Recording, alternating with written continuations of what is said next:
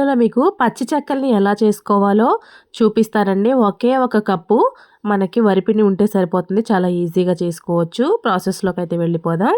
మనకి ఇక్కడ ఒక కప్పు వరిపిండి తీసుకోవాలండి. ఒక కప్పు వరిపిండి.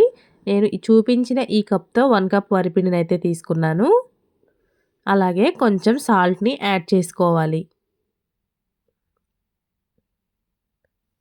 ఒక కప్పు ఉల్లిపాయ ముక్కలండి. సన్నగా తరిగిన ఉల్లిపాయ ముక్కలైతే చాలా బావుంటాయి. పెద్ద కప్‌తో వేసుకుంటున్నాను ఉల్లిపాయ ముక్కలు నేను. ఇక్కడ చూసిన విధంగా ఒకసారి మనం పిండిలో ఉప్పేసుకున్నాం కదండీ! ఇదంతా బాగా కలుపుకోవాలి. కలుపుకున్న తర్వాత సన్నగా తరిగిన పచ్చిమిరపకాయ ముక్కలు, సన్నగా తరిగిన కొత్తిమీర, సన్నగా జీలకర్ర కూడా వేసేసుకొని లాస్ట్‌గా ఉల్లిపాయ ముక్కలు కూడా వేసేసుకోవాలండి. ఎంత చిన్నగా తరుక్కుంటే అంత బావుంటుంది. ఈ మూడిటిని బాగా ఒకసారి కలుపుకోవాలి.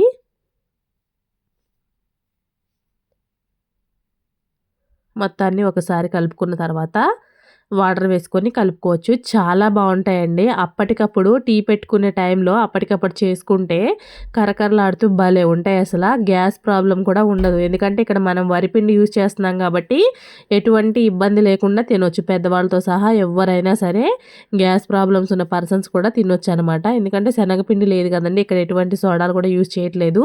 పిల్లలకి స్నాక్స్ కింద బాగా ఉపయోగపడతాయి. కొంచెం కొంచెం వాటర్ వేసుకొని ముద్దలాగా కలుపుకోవాలండి. ఒక చెక్క అంటే పచ్చి చెక్కలు అంటే అప్పడాల్లాగే ఉంటాయి. కాకపోతే అది డీప్ ఫ్రై చేస్తాం నూనెలో వేయించి. ప్రాసెస్ అంతా వేరే ఉంటుంది. దీని ప్రాసెస్ అంతా వేరే ఉంటుందండి. పచ్చి చెక్కలు అంటే మళ్ళీ అప్పడాలు అనుకుంటారేమో, అలా కాదండి. దీని పేరే పచ్చి చెక్కలు అనమాట. అంటే మనకి కరకరలాడుతూ కొంచెం మెత్త మెత్తగా ఉంటాయి. అందుకని పచ్చి చెక్కలు అని పిలుస్తారు. ఇలా ముద్దగా కలుపుకొని ఒక పక్కన పెట్టేసుకోవాలండి. ఈ కవర్‌నైతే యూజ్ చేస్తున్నాము మనం అప్పడాలు ఒత్తుకోవడానికి. ఇలా కవర్‌కి నూనె అప్లై చేసుకోవాలి. ముందుగా కవర్‌కి నూనెను అప్లై చేసుకోవాలి. ఆయిల్ అప్లై చేసుకోవాలండి. మనం పిండిని ఎక్కడ అప్లై చేయము. ఆయిల్ అప్లై చేసుకొని దాని మీద డైరెక్ట్‌గా మనకి ఏ సైజ్ కావాలంటే ఆ సైజ్ బాల్స్ అయితే తీసుకొని పక్కన పెట్టుకోవాలి. ఇక్కడ చూపించిన విధంగా ఇలా అయితే ప్రెస్ చేసుకోవాలండి. మనం నార్మల్‌గా ఆయిల్‌లో ముంచి ప్రెస్ చేసుకోవాలి. చేతికి పిండి అంటుకోకుండా ఉండాలి కాబట్టి అలా అయితే ప్రెస్ చేసుకోవాలనమాట. ఇలా మనకి పలుచగా కావాలంటే పలుచగా, లేదు దలసరిగా కావాలంటే దలసరిగా. దలసరిగా అంటే మందంగా అని అర్థమండి. మేము దలసరగా అని పిలుస్తామనమాట. ఇలాగే అన్ని బాల్స్‌ని ఇలా ప్రెస్ చేసేసుకొని ఒకసారి పెట్టుకొని తర్వాత స్టవ్ ఆన్ చేసుకొని ఒకదాని తర్వాత ఒకటి కాల్చుకోవచ్చు. ఇలా మనకి 5, 6 అయితే ప్రెస్ చేసుకోవచ్చు. ఇక్కడ నేను 4 ఉండలు తీసుకొని 4 అయితే ప్రెస్ చేశానండి. 4 కాలిన తర్వాత మరొక 4నైతే చేయడం జరుగుతుంది. అలా అయితే మనకి ఒకటేసారి 4 కాల్చుకుంటే తర్వాత మళ్ళీ రెండో వాయి కింద చేసుకొని మళ్ళీ చేసుకోవచ్చు. ఇక్కడ చూపించిన విధంగా చేసుకోవాలి. మెత్తగా తినాలి అని అనుకున్న వాళ్ళైతే కొంచెం మందంగా ప్రెస్ చేసుకోవాలండి. అప్పుడు వాళ్ళకి మెత్తగా ఉంటాయి. మనం కరకరగా తినాలి అనుకుంటే మాత్రం పలుచగా ప్రెస్ చేసుకోవాలి. నేను కరకరగా ఇష్టపడతాం కాబట్టి మా ఫ్యామిలీలో నేను ఇక్కడ పలుచగా చేశాను. చూసారు కదా ఎంత పలుచగా ఉన్నాయి. ఇవి చాలా ఈజీగా వచ్చేస్తాయండి. కవర్ని వెనక్కి తిప్పి తీస్తే ఈజీగా మనకి వస్తాయన్నమాట అప్పడాల్లాగా.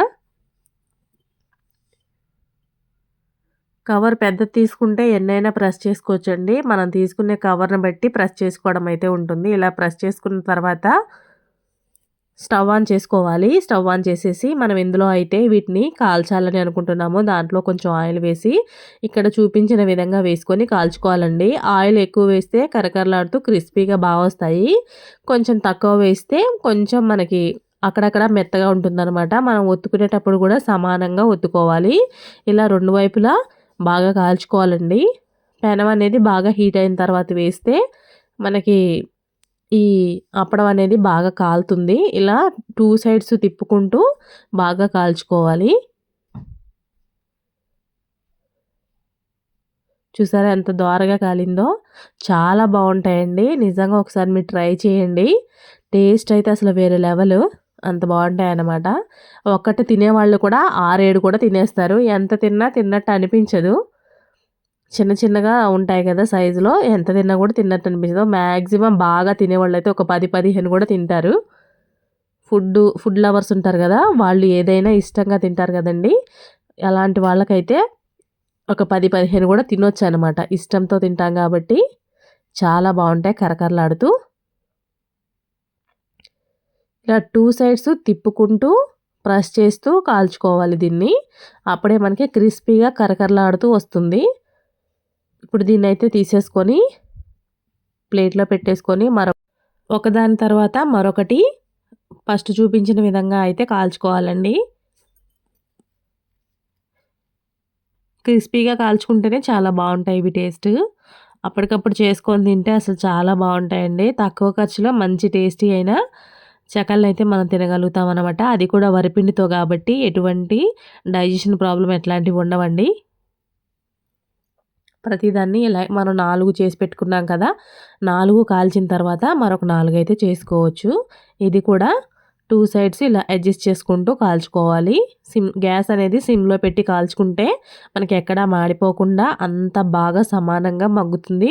అలాగే క్రిస్పీగా కూడా కాలుతుందనమాట. ఇది కూడా తీసేసుకొని మరో ప్లేట్‌లో వేసుకొని ఇంకొకటైతే చేసుకుందాము. ఇక్కడ చూడండి, నేను ఒక 4 బాల్స్ అయితే తీసుకున్నాను. మిగిలిన పిండిని కూడా 4 బాల్స్ కింద చేసేసి, దాని మీద కూడా ఒకటేసారి కవర్ మీద ఒక 6 అయితే ఒత్తుకున్నానండి. తర్వాత కంటిన్యూస్‌గా కాల్చుకోవచ్చు కదా, మనకి ఇబ్బంది లేకుండా ఫాస్ట్‌గా పని అనేది జరిగిపోతూ ఉంటుంది. ఇలా అప్లై చేసుకున్నట్టయితే సింగిల్‌గా చిన్న కవర్స్ ఉంటే మాత్రం ఒకటొకటి చేసుకొని కాల్చుకోవాలంటే చాలా టైం పట్టేస్తుందండి. అలా కాకుండా మనకి శారీస్‌కొచ్చే కవర్స్ ఉంటాయి కదా, దాంతో ఇలా కాల్చుకోవాలి. నా వీడియో గనుక మీకు నచ్చితే సబ్స్క్రైబ్ చేయండి. పచ్చి చెక్కలైతే మొత్తం అన్నీ కాల్చేసానండి. రెడీ అయిపోయినాయి చూసారా? దీనికి కాంబినేషన్ వచ్చేసి టమాటో కెచప్ గానీ, టమాటో సాస్ గానీ చాలా బావుంటుంది. చూడండి ఎంత కరకరలాడుతూ ఎంత క్రిస్పీగా కనిపిస్తున్నాయో.